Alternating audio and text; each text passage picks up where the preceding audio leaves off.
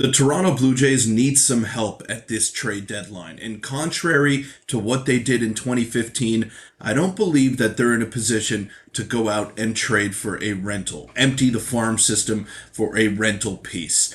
They could win a World Series this year. They could make a deep run in the playoffs, but that 2015 team just needed one or two more pieces to bring them over the hump, and they got ever so close. This 2025 iteration of the Blue Jays, I don't believe that they're in that same conversation. But what they can do at this deadline is get someone that is going to propel them forward, not only for this year, but for years to come. And that is worth emptying the farm system for, especially considering that you've signed Vladdy long term. So we'll break down those options and one in particular on this episode of 3 Up, 3 Down.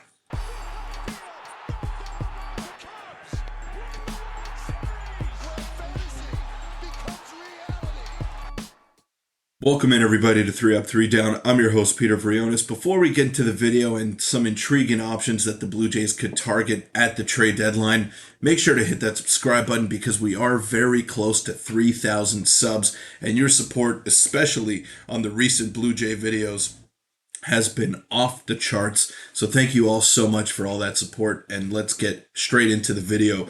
Now, the one player that I really want to talk about today, and this is a name that has been floated around Blue Jays Twitter, and a lot of fans seem to be pretty hell-bent, not necessarily on getting this guy, but trying to get this guy and not worrying about emptying the farm system because of his track record and because of his contract situation coming up. And of course, I'm talking about Joe Ryan, the Minnesota Twins starter, who in 104 and a thirds innings pitched this year has a 2.76 ERA.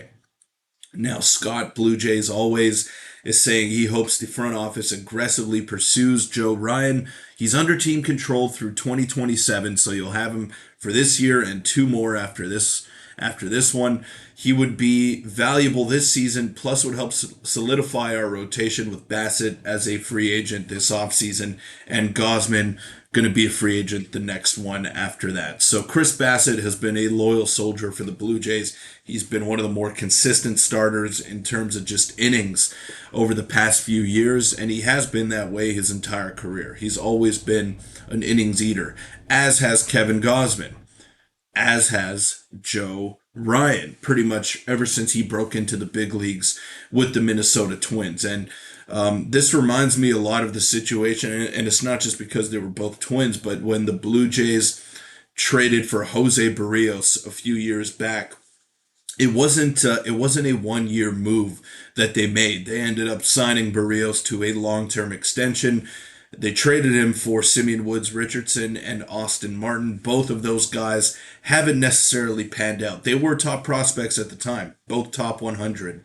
But Jose Barrios was an established big leaguer and widely regarded as a number two on a pretty good team, right? So it was a no-brainer move at the time. The Blue Jays needed some help, and then Jose Barrios has been a steadying presence in the middle of that starting rotation for what has presumably been his entire Blue Jays tenure, right? So Joe Ryan, this is probably what it's going to cost to get him. And I think Focal 75 underscore is bang on with this assessment. Now, the Blue Jays would be getting Joe Ryan, the starting pitcher, and Danny Coulombe, who isn't a hard thrower by any means, but is definitely going to give them a different look in that bullpen, especially with Ryan Burr going down and all the uncertainty with the injuries in that rotation, in that bullpen rotation, that is. So Danny Coulombe would be a nice steadying presence there.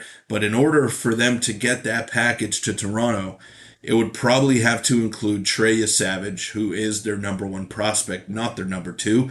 Aurelvis Martinez, who just for whatever reason has not been able to break into the big leagues, got suspended last year, hasn't done exceptionally well in AAA this year. I mean, he's on the verge of maybe not being a big leaguer at this stage. So your number one and number three prospects going to Minnesota, as well as RJ Schreck, who has been tearing the cover off the ball, Angel Bastardo, and Jonathan Clase.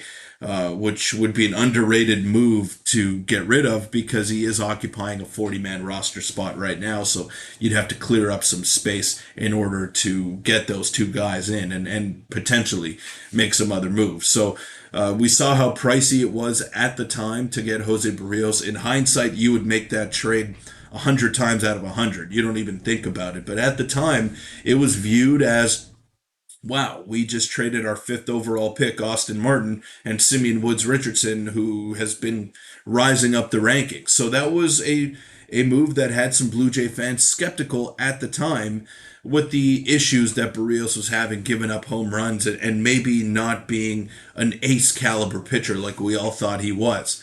But that deal has worked out really nicely for Toronto up until now, and it's nowhere near done. I mean, Barrios has been pitching lights out for the better part of 3, 4 years now with the Blue Jays.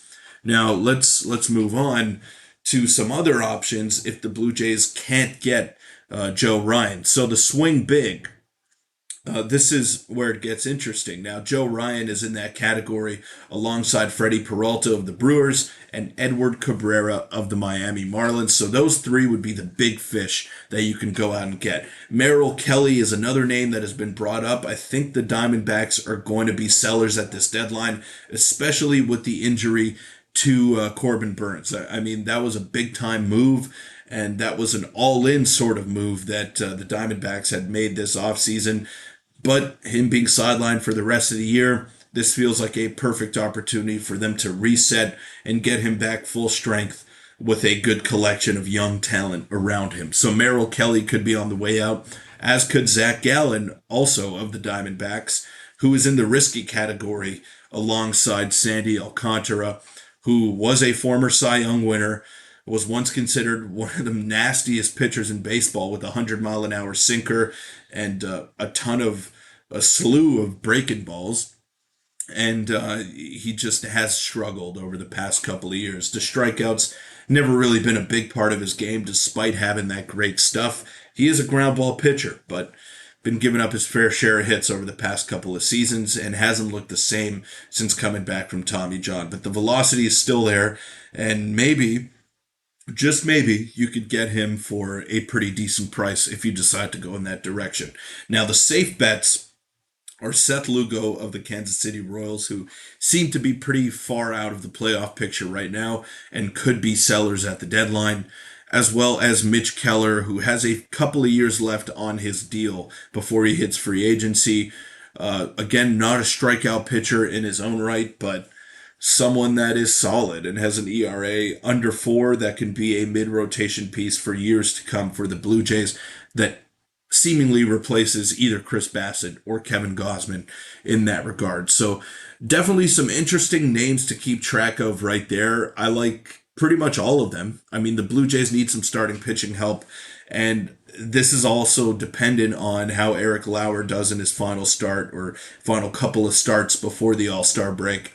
Uh, Before the trade deadline, sorry, as well as Max Scherzer. Like, we got to wait and see on those fronts. But can the Blue Jays really rely on that small sample size and then judge their approach from there? I don't know. We shall see. We shall see. But if you were hesitant on the Joe Ryan front, I mean, look at that.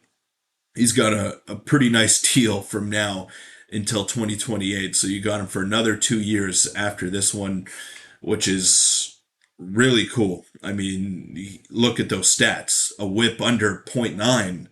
He's 8-4, 2.76 ERA. Unbelievable. He's been fantastic. 116 strikeouts in 104 and a thirds innings pitched. I mean, he is an ace. I don't think he's a number 2. He's an ace caliber pitcher. Should have been an all-star this year. I don't understand how he isn't. But Joe Ryan, definitely a name to keep an eye on if you are a Blue Jay fan. And something that would be very pricey, but I believe worth it. And I'm not one to hang on to prospects. I'm not a prospect hugger. If you have the team that you think can go deep, not just for this year, but for years to come after this one, why not get an established big leaguer that just keeps on getting better the more innings that he pitches? I mean, that's just the way I think. You hope that Trey Savage can become Joe Ryan. But if you can get a Joe Ryan as opposed to holding on to a lottery ticket. I don't think E Savage is necessarily a lottery ticket, but if you can get Joe Ryan, who is an established Cy Young candidate, an established all star in this league, why not go out and make a big swing at the deadline when your team feels like it is pretty close? You're right there. Let me know in the comment section down below. Would you trade Trey Savage and Aurelvis Martinez as well as some other, prospects if you're the Blue Jays front office for Joe Ryan of the Minnesota Twins? I certainly would. Let me know your thoughts in the comment section down below. Have a good weekend, everybody. Enjoy the All Star festivities. I will be back on Monday, and I will see you all next week.